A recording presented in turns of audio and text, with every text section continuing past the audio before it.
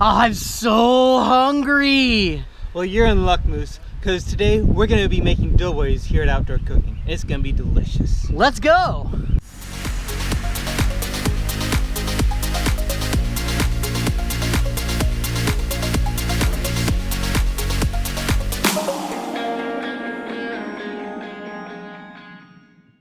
Hi guys, my name is Moose. I'm so glad that you're here. We're in a very unique time right now where you're at home instead of being at school, so we thought maybe we could bring a little bit of outdoor school directly to you. This is a 6-part series on lessons that you'd be learning at outdoor school. We hope that you have fun and that you're safe, and that this video could inspire you to become more curious about our world and about science. Pay close attention to the video because there's going to be questions for you to answer at the end. It's totally okay to pause the video or rewind it or watch it again. So have some fun and let's dive in together. Let's go.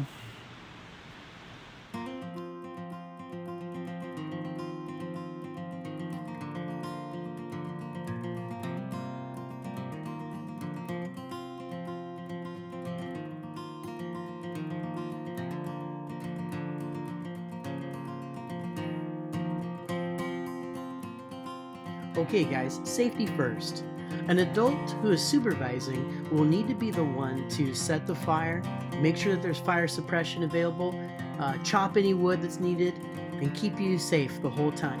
Never do this without your adult.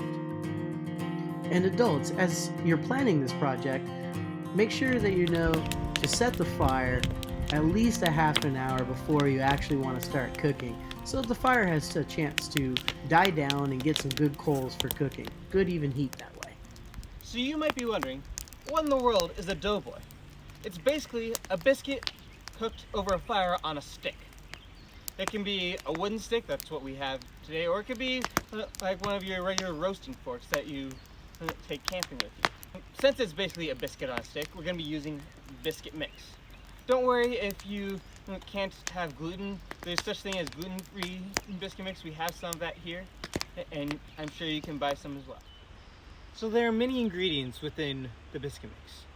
There's flour, there's sugar, there's salt, and there's buttermilk.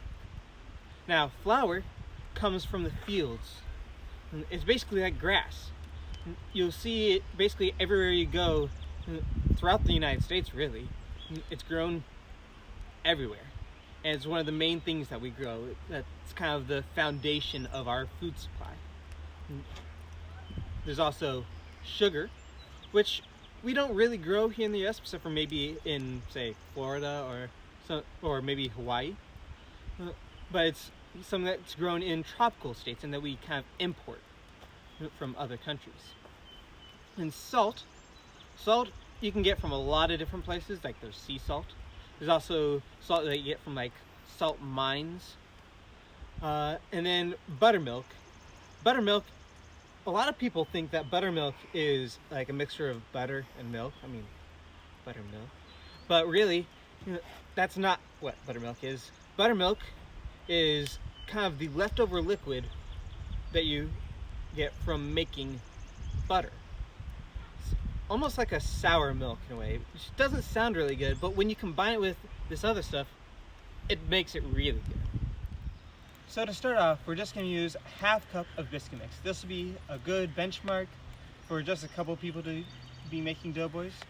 If that's too much, you can take a little bit out. If it's too little, you can add some more in. That's the great thing about cooking. You can adjust what you need and to get the right consistency for you. So I'm going to start off here with my half cup biscuit mix, and it's kind of hard to do measurements for water with the way things are with just a small amount of biscuit mix. So I'm just gonna do a little bit like that and stir around until all the water is combined with the biscuit mix. Looks like we'll need a little bit more water.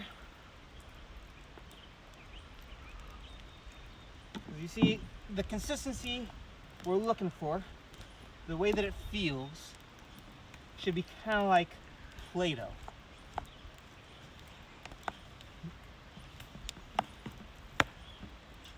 Alright, now it's become a little bit too sticky, in which case we'll need to add a little bit more of the biscuit mix.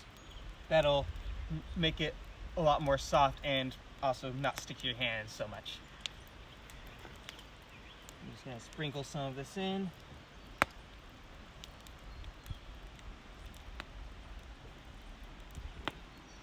Getting better. Still need a little bit more.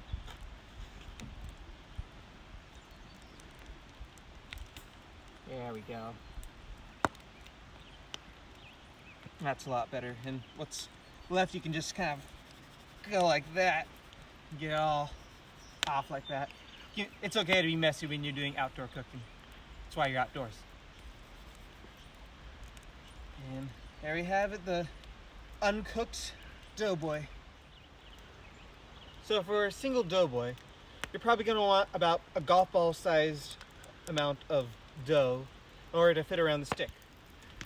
So here at Canyonview, we have these big thick sticks in order to roast our doughboys.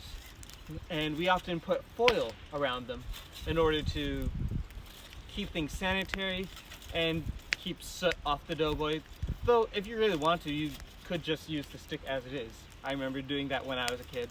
You're gonna want to kind of start with the foil kind of peeking over the stick a little bit like that, and kind of fold it down and then curl it around and then fold it down again, and just kind of keep on doing that as it goes around. And then want to kind of twist it a little bit in a way, make it so that it fits the form of the stick. So when putting the ball of dough on the stick, you're going to want to kind of smash it on like that. Just get it all on. Just do the best you can. You want to get it so that there's no tin foil poking through, but it's also not too thick. Because if it's too thick, it's not going to cook very well. Kind of spread around.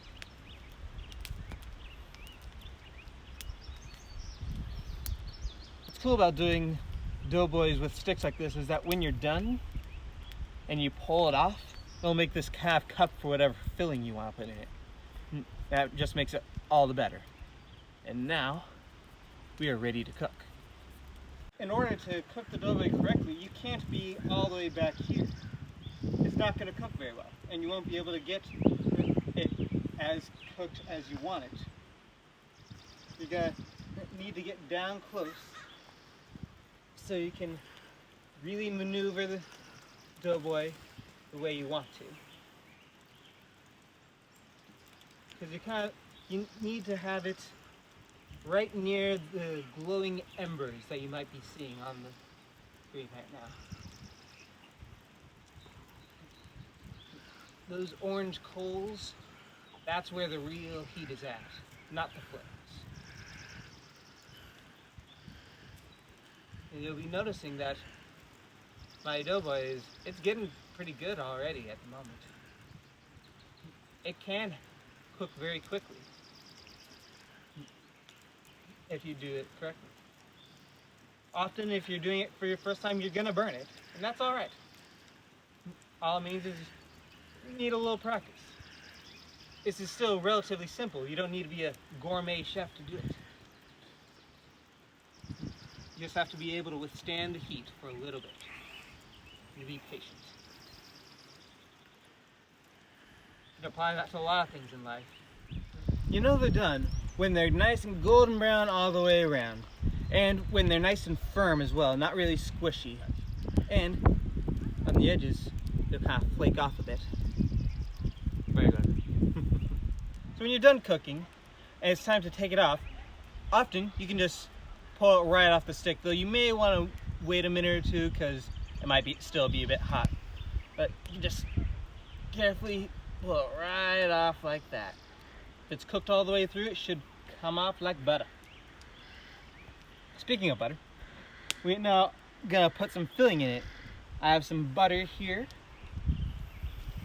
Just gonna take it out, and I have my way of spreading butter, which is simply use the wrapper and to make sure I'm not getting my hand all buttery.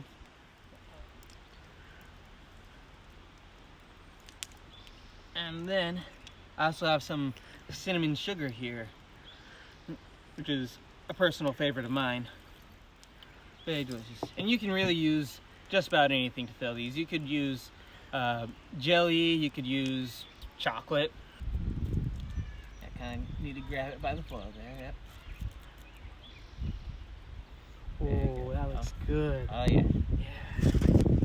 Been making these a long time. I know how to do it. That was awesome.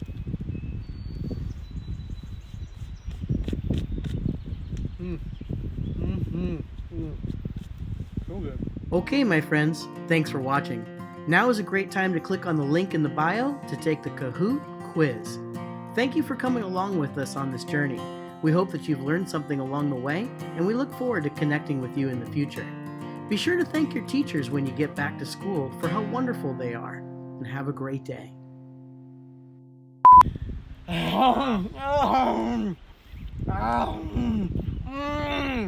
you're so good! Oh, yeah.